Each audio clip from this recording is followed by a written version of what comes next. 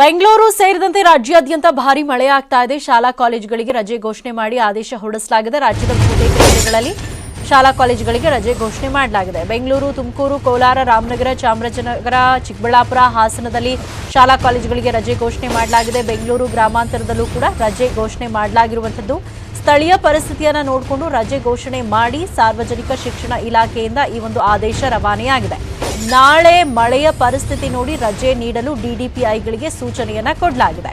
ಈ ಕುರಿತು ಅಧಿಕೃತ ಆದೇಶವನ್ನ ಹೊರಡಿಸಿದೆ ಸಾರ್ವಜನಿಕ ಶಿಕ್ಷಣ ಇಲಾಖೆ ಆಯುಕ್ತ ಡಾಕ್ಟರ್ ವಿಶಾಲ್ ಆರ್ ಅವರು ಈ ಒಂದು ಆದೇಶವನ್ನ ಹೊರಡಿಸಿರುವಂತದ್ದು. ಈಗ ರಾಜ್ಯಾದ್ಯಂತ ಧಾರಾಕಾರ ಮಳೆಯಾಗ್ತಾ ಇದೆ. ಮಳೆಯ ಪ್ರಮಾಣ ಯಾವ್ಯಾವ ಭಾಗಗಳಲ್ಲಿ ಹೆಚ್ಚಿದೆ, ಅಲ್ಲಿಯ ಪರಿಸ್ಥಿತಿಗೆ ಅನುಗುಣವಾಗಿ ಶಾಲಾ ಕಾಲೇಜುಗಳಿಗೆ ರಜೆಯನ್ನ ಘೋಷಣೆ ಮಾಡಿ ಅಂತ ಶಿಕ್ಷಣ ಇಲಾಖೆ ಕೂಡ ಈ ಕುರಿತಂತೆ ಅಧಿಕೃತವಾಗಿ ಆದೇಶವನ್ನ ಹೊರಡಿಸಿರುವಂತದ್ದು.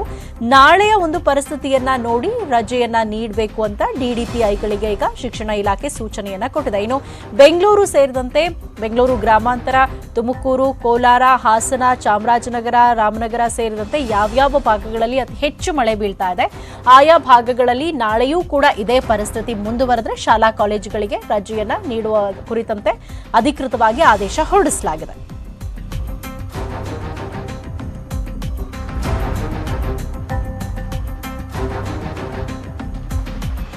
ಬೆಂಗಳೂರಲ್ಲಿ ರಾತ್ರಿ ಆಗ್ತಾ ಇದೆ ವರುಣನ ಆರ್ಭಟ. ವರುಣಾರ್ಭಟಕ್ಕೆ ಮೆಜೆಸ್ಟಿಕ್ ಹಾಗೂ ಕೆಆರ್ ಮಾರ್ಕೆಟ್ ಸುತ್ತಮುತ್ತ ಇದೀಗ ಜನ ತತ್ತರಿಸಿ ಹೋಗಿರುವಂತದ್ದು. ರಾತ್ರಿ ಆದ್ರೆ ಸಾಕು ಮಳೆಯ ಪ್ರಮಾಣ ಹೆಚ್ಚಾಗುತ್ತೆ.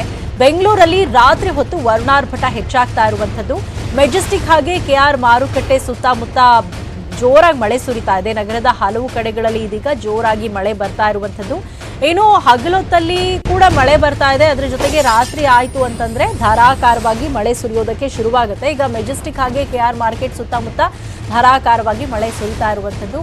ಕಳೆದ ಹಲವು ದಿನಗಳಿಂದ ವರುಣ ಬಿಡುವನ್ನೇ ಕೊಡ್ತಾ ಇಲ್ಲ. ಒಂದು ರೀತಿ ಮಲೆನಾಡಿನಲ್ಲಿ ಇಲ್ಲಿ ಯಾವ ರೀತಿಯಾಗಿ ಮಳೆ ಬರುತ್ತೆ ಅದೇ ರೀತಿಯಾಗಿ ಬೆಂಗಳೂರಿನಲ್ಲೂ ಕೂಡ ಈಗ ನಿರಂತರವಾಗಿ ಮಳೆ ಬರ್ತಾ ಇರೋದ್ರಿಂದಾಗಿ ಇಲ್ಲಿನ ಜನಜೀವನ ಸಂಪೂರ್ಣವಾಗಿ ಅಸ್ತವ್ಯಸ್ತವಾಗಿದೆ. ಮತ್ತೊಂದು ಕಡೆ ಈಗ ಮಳೆ ಹೆಚ್ಚಾದಂತಹ ಸಂದರ್ಭದಲ್ಲಿ ಸಹಜವಾಗಿ ಟ್ರಾಫಿಕ್ ಜಾಮ್ ಕೂಡ ಉಂಟಾಗುತ್ತೆ. ಹಾಗಾಗಿ ವಾಹನ ಸವಾರರು ಕೂಡ ಈಗ ಪರದಾಡುವಂತಹ ಪರಿಸ್ಥಿತಿ ನಿರ್ಮಾಣವಾಗಿದೆ. ನಿರಂತರವಾಗಿ ಬೆಂಗಳೂರಿನಲ್ಲಿ ಮಳೆ ಬರ್ತಾ ಇರೋದ್ರಿಂದಾಗಿ ನಾನಾ ರೀತಿಯಾದಂತಹ ಸಮಸ್ಯೆಗಳನ್ನ ಇಲ್ಲಿನ ಜನ ಅನುಭವಿಸ್ತಾ ಇದ್ದಾರೆ. ಒಂದ್ ಕಡೆ ಸಾಂಕ್ರಾಮಿಕ ರೋಗದ ಭೀತಿ ಉಂಟಾದ್ರೆ, ಮತ್ತೊಂದು ಕಡೆ ಪ್ರತಿನಿತ್ಯ ಆಫೀಸಿಂದ ಮನೆಯಿಂದ ಆಫೀಸಿಗೆ ಬರೋದೇ ಈಗ ಜನರಿಗೆ ಸಮಸ್ಯೆ ಆಗಿರುವಂಥದ್ದು. ಈಗ ಬೆಂಗಳೂರಿನಲ್ಲಿ ಏನ್ ಮಳೆ ಬರ್ತಾ ಇದೆ ಈ ಕುರಿತಂತೆ ನಮ್ಮ ಪ್ರತಿನಿಧಿ ಮಂಜುನಾಥ್ ಆರ್ಯ ವಾಕ್ ಥ್ರೂ ಮಾಡಿ ಪರಿಸ್ಥಿತಿ ಹೇಗಿದೆ ಅನ್ನೋದನ್ನ ವಿವರಿಸಿದ್ದಾರೆ. ಬನ್ನಿ ನೋಡೋಣ.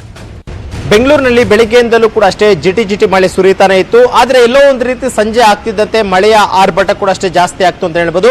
ನೀವು ನೋಡ್ತಾ ಇರ್ಬೋದು ದೃಶ್ಯದಲ್ಲಿ ರಾತ್ರಿ 8 ಗಂಟೆಯ ಬಳಿಕ ಬೆಂಗಳೂರು ನಗರದಲ್ಲಿ ಮಳೆಯ ಆರ್ಭಟ ಕೂಡ ಜಾಸ್ತಿ ಐತೆ. ಎಲ್ಲೋ ಒಂದು ರೀತಿ ವಾಹನ ಸವಾರರು ಕೂಡ ಅಷ್ಟೇ ಮಳೆಯಿಂದಾಗಿ ಪರದಾಡುವಂತಹ ಸ್ಥಿತಿ ಕೂಡ ಅಷ್ಟೇ ಎದುರಾಯ್ತು ಅಂತ ಹೇಳ್ಬೋದು. ನೀವು ದೃಶ್ಯದಲ್ಲೂ ಕೂಡ ಗಮನಿಸ್ತಾ ಇರ್ಬೋದು. ಈಗಷ್ಟೇ ಏನು ಮಳೆಯ ರಾತ್ರಿ 8 ಗಂಟೆ ಬಳಿಕ ಮಳೆ ಆರಂಭ ಆದಂತಹ ಹಿನ್ನೆಲೆಯಲ್ಲಿ ಎಲ್ಲೋ ಒಂದು ರೀತಿ ದ್ವಿಚಕ್ರ ವಾಹನ ಸವಾರರು ಕೂಡ ಅಷ್ಟೇ ಪರದಾಡುವಂತ ಇತ್ತು. ಯಾಕಂದ್ರೆ ದ್ವಿಚಕ್ರ ವಾಹನ ಸವಾರರು ಬೆಳಿಗ್ಗೆಯಿಂದಲೂ ಕೂಡ ಜಿಟಿ ಮಳೆ ಬರ್ತಾನೆ ಇತ್ತು. ಮಳೆಯಲ್ಲಿ ನೆನ್ಕೊಂಡು ಹೋಗುವಂತಹ ಸ್ಥಿತಿ ಕೂಡ ನಿರ್ಮಾಣವಾಗಿತ್ತು. ಎಲ್ಲೋ ಒಂದು ರೀತಿ ಜಿಟಿ ಮಳೆ ಕಡಿಮೆ ಆಗುತ್ತೆ ಅನ್ನುವಂತ ಒಂದು ಕಾರಣಕ್ಕೋಸ್ಕರ ಒಂದಷ್ಟು ಜನ ಶೆಲ್ಟರ್ ಅನ್ನು ಕೂಡ ತಗೊಂಡಿದ್ರು. ಎಲ್ಲೋ ಒಂದು ರೀತಿ ಬಸ್ ಸ್ಟಾಪ್ ಆಗಿರ್ಬೋದು ಅಥವಾ ಬೇರೆ ಬೇರೆ ಜಾಗದಲ್ಲಿ ಅವರು ಕೂಡ ಅಷ್ಟೇ ನೆನಿಬಾರ್ದು ಅನ್ನೋ ಒಂದು ಕಾರಣಕ್ಕೂ ಶೆಲ್ಟರ್ ಅನ್ನು ಕೂಡ ಪಡ್ಕೊಂಡಿದ್ರು. ಆದ್ರೆ ಮಳೆ ಎಲ್ಲಿ ಇದು ನಿಲ್ತಾ ಇರಲಿಲ್ಲ ಅಂತ ಗೊತ್ತಾದಂತ ತಕ್ಷಣ ಅವರು ಕೂಡ ಅಷ್ಟೇ ಮಳೆಯಲ್ಲಿ ನೆನ್ಕೊಂಡು ಅಟ್ಲೀಸ್ಟ್ ಮನೆಗೆ ಸೋರೋಣ ಅನ್ನುವಂತ ನಿರ್ಧಾರಕ್ಕೆ ಬಂದಂತೆ ಕಾಣ್ತಿರುವಂತದ್ದು ನೀವು ದೃಶ್ಯದಲ್ಲಿ ಗಮನಿಸ್ತಾ ಇರಬಹುದು. ಯಾಕಂದ್ರೆ ಒಂದಷ್ಟು ಜನ ಬೈಕ್ ಸವಾರರು ಕೂಡ ಅಷ್ಟೇ ಮಳೆಯಲ್ಲೇ ನೆನ್ಕೊಂಡು ಹೋಗ್ತಿರುವಂತಹ ದೃಶ್ಯಾವಳಿಗಳನ್ನು ಕೂಡ ನಾವು ನೋಡ್ತಾ ಇದ್ದೀವಿ. ರಾತ್ರಿ 10 ಗಂಟೆ ಆದ್ರೂ ಕೂಡ ಅಷ್ಟೇ ಬೆಂಗಳೂರು ನಗರದಲ್ಲಿ ಮಳೆಯ ಆರ್ಭಟ ಕೂಡ ಕಡಿಮೆ ಆಗ್ತಾ ಇಲ್ಲ. ಯಾಕಂದ್ರೆ 8 ಗಂಟೆಗೆ ಶುರುವಾದಂತಹ ಮಳೆ ಆ ಒಂದು ರಸ್ತೆಯ ಮೇಲೆ ನೀರು ಹರಿಯುವಂತಹ ಸ್ಥಿತಿ ಕೂಡ ನಿರ್ಮಾಣ ಆಗೋದು ನೀವು ದೃಶ್ಯದಲ್ಲಿ ಕೂಡ ಗಮನಿಸ್ತಾ ಇರಬಹುದು. ಈಗಾಗಲೇ ಟೌನ್ ಹಾಲ್ ನ ಮುಂಭಾಗದಲ್ಲಿಯೂ ಕೂಡ ಅಷ್ಟೇ ಚಿತ್ರಣವನ್ನು ನೋಡಬಹುದು ನೀವು. ಯಾಕಂದ್ರೆ ಟೌನ್ ಹಾಲ್ ನ ಮುಂಭಾಗದಲ್ಲಿ ಮಳೆಯ ನೀರು ಯಾವ ರೀತಿ ಹರಿತಾ ಇದೆ ಅಂತಾನು ಕೂಡ ನೀವು ನೋಡ್ತಾ ಇರಬಹುದು. ಯಾಕಂದ್ರೆ ಬೆಳಿಗ್ಗೆಯಿಂದಲೂ ಕೂಡ ಅಷ್ಟೇ ಸಣ್ಣ ಪ್ರಮಾಣದಲ್ಲಿ ಮಳೆ ಬೀರ್ತಾ ಇದ್ದಂತ ಒಂದು ಕಾರಣಕ್ಕೋಸ್ಕರ ಯಾವುದೇ ರೀತಿಯಾದಂತಹ ರಸ್ತೆ ಮೇಲೆ ನೀರು ಹರಿಯುವಂತಹ ಒಂದು ಕೆಲಸ ಕೂಡ ಆಗಿರಲಿಲ್ಲ.